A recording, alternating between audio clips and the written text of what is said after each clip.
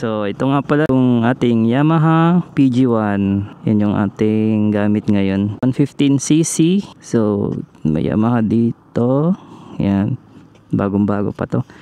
Then yung gulong niya ay by 16, 90 by 100 by 16 yung kanyang front. Then yung huli naman, kanyang huling gulong, parehas din, 90 by 100 by 16. Drum brake yung huli, then yung front naka hydraulic disc brake. Tapos ang ganda nitong kanyang tapaludo sa unahan. Yun, alam ko daming nabibiling mga accessories nito. Yung engine cover, yan, tapos yung sa paglalagyan mo siya ng top box, ayan. Maraming na-upgrade dito, accessories. Kill switch, ito meron siyang kill switch, then yung kanyang susi rotary, then yung kanyang meter panel. Dito nakikita natin yung gear, fuel, then yung mga engine, tapos yung kanyang signal light, high and low. Yan.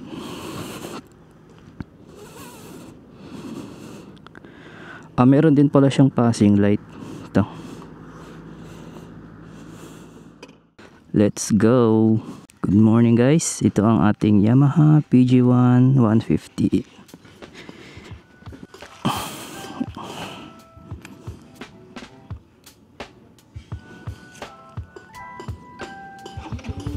You know.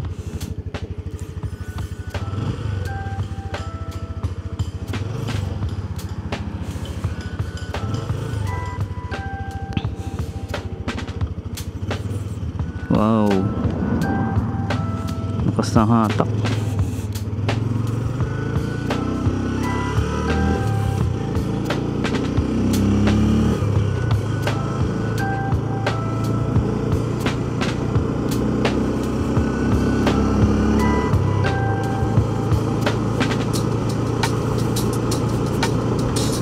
So ito nga pala yung Yamaha PG1, bagong labas nila,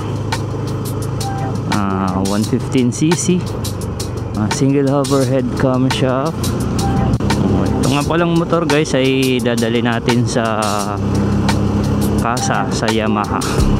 Abo, medyo maambon. So itong motor nga pala ay bagong bago pa. Ay, may mga plastic pa. Ganda ng ganda ng suspension, di man matagtag. Tapos ang wide po nung kanyang kanyang handlebar, I mean itong manubela. So yung probinsya ko nga pala guys ay sa Marinduque. Ako ay taga Marinduque, Marinduqueño, Marindocano. Salita ngani pala dito. Yung mga salita dito, yung may mga ngani, yan, mandin. So ang ngani, yung oo nga, ay ganun. Yung mga salita dito guys, yung mga malalalim na Tagalog. Hindi naman Bisaya. Ito kasi mga katrabaho, tinatanong nila kung saan yung probinsya ko. Sabi ko Marinduque. Sabi nila Bisaya. Hindi siya Bisaya, Southern Tagalog. Baba lang ng Bang Lucena, Quezon. Yan, sakay ka lang ng barko ng Roro papunta dito. Yan, yung sa Roro mga 3 to 4 hours lang. From Manila, biyahe mo mga sa bus mga 4 hours. Then sa Roro ngayon 3 to 4 hours. Yung mga bayan nga pala dito guys, 6 lang. So pinaka capital niya is yung Buwak. Then sunod yung Mugpog, Santa Cruz, Torrijos, Buena Vista, Gasan. Yan, 6 lang. Tas yung port dito, yung babaan ng mga Saroro sa Mugpog, Balanacan Port, Barangay Balanacan. Ito, bayan ng Mugpog. Itong dinadaanan natin. Medyo na ambon sana huwag lumakas. Dito yung kanilang munisipyo, yung aming munisipyo. Yan, bayan ng Mugpog. Mabuhay, maligayang paglalakbay. So, papasok na tayo ng Buwak, yung bayan ng Buwak, yung capital. Ito ay Hanagdong, Barangay Hanagdong, Sitio Bato. Alaala Park, siguro maraming alaala dyan. Ganda naman gamitin na ito, ang smooth lang. Ang kanyang suspension, ang ganda di mo ramdam yung lubak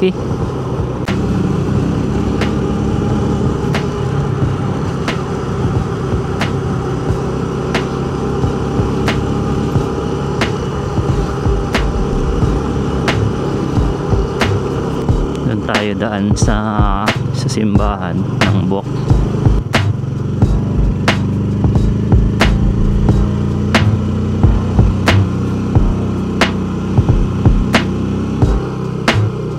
Ito ang Barangay Mataas na Bayan. Dito yung simbahan ng Buwak. Yun, simbahan ng Buwak. Pasok muna tayo.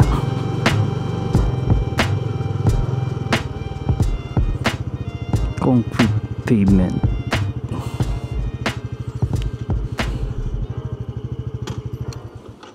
Ito ang simbahan ng Buwak, Immaculate Conception Buwak Cathedral. Made siya ng adobe stone sa terracotta. Pasok tayo.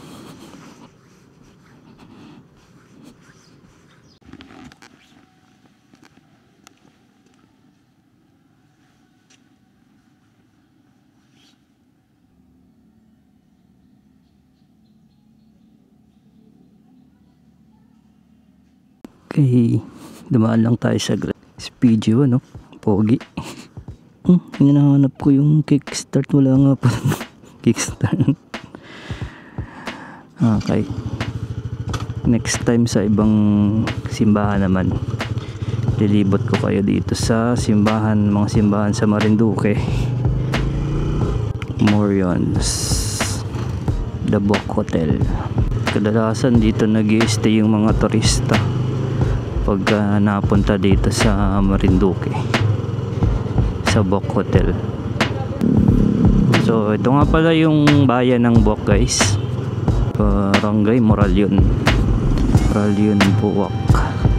Kagutom yung lechon belly na 12:30 na pala nagutom na ako. So malapit naman na yung mapagdala na itong motor dito sa Yamaha. So yun lang, guys, hanggang dito na lang yung aking vlog. So sa susunod ulit.